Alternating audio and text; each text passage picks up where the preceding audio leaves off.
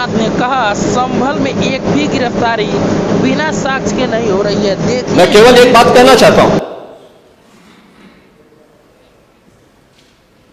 कि अगर संभल के बारे में हम जब बात करते हैं महोदय, एक लंबा सिलसिला है इस संभल का, और अगर मैं संभल की जब चर्चा करता हूं तो संभल में कैसे माहौल खराब किया गया वहां पे। ये संभल में दंगों का जो इतिहास है 1947 से ही प्रारंभ होता है।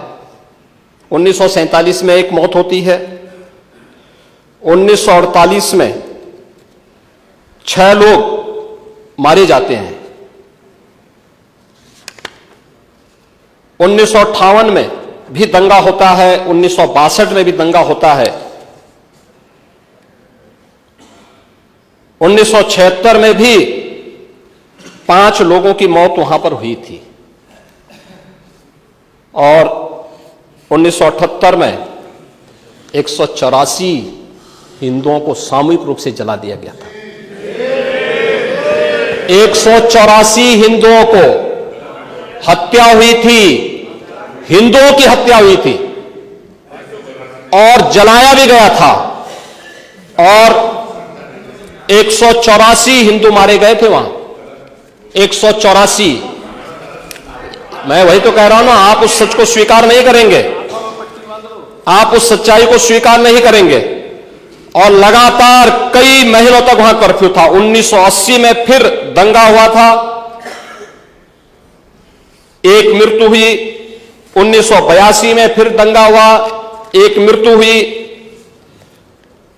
1986 में 4 लोग मारे गए, और 1990 फिर 1992 में 5 मौतें हुई, 1996 में 2 मौतें हुई। ये लगातार ये सिलसिला चलता रहा 1947 से लेकर के अब तक। 209 हिंदुओं की निर्मम हत्या वहां हुई है संभल के अंदर, 209 हिंदुओं की, और एक भी बार किसी ने उन निर्दोष हिंदुओं के लिए कभी 2 शब्द नहीं कहे, उनके प्रति, उन परिवारों के प्रति संवेदना के शब्द नहीं कहे। महोदय, जो आज घड़ियाली आंसू बहा रहे हैं, ये लोग कभी भी उन निर्दोष हिंदुओं के बारे में कभी 2 शब्द नहीं कहे।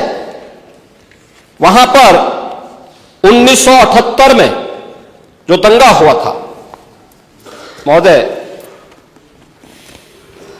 किस प्रकार की स्थिति थी। एक वैश्य जिसने सबको उधार दे रखा था पैसा, और उस बात को मानता था कि साहब मैं तो सबको पैसा देता हूं, मेरे यहां तो सब व्यवसाय के साथ जुड़े हुए हैं। अगल बगल के हिंदू दंगा होने के बाद उनके घर में इकट्ठे होते हैं। इकट्ठा होने के बाद उनको घेर लिया जाता है। घेरने के बाद वो बोलते हैं, भाई आप हमें क्यों घेर रहे हैं। कहा जाता है, नहीं, क्योंकि तुम इन हाथों से पैसा मांगोगे, इसलिए उनके हाथ काटे जाते हैं, फिर उनके पैर काटे जाते हैं, और फिर उनका गला रेंद करके हत्या होती है। ये लोग सौहार्द की बात करते हैं, शर्म नहीं आती इन लोगों को सौहार्द के बारे में चर्चा करने की। 1978 से जो मंदिर आज निकल रहा है, 1978 से इन लोगों ने कभी खोलने नहीं दिया उस मंदिर को, जो आज बजरंगबली का मंदिर निकल रहा है, जो वहां पर आज 22 कुएं किसने बंद किए थे। इन 22 कुओं को भी वहां पे बंद किया गया, और वहां का माहौल इतना तनावपूर्ण किसने बनाया था। ये पत्थरबाज कौन थे। एक भी गिरफ्तारी बिना साक्ष्य के नहीं हो रही है। और याद रखना, जिसने पत्थरबाजी की होगी, जिसने माहौल खराब किया होगा, उसमें एक भी बचने वाला भी नहीं है, एक भी नहीं बचेगा।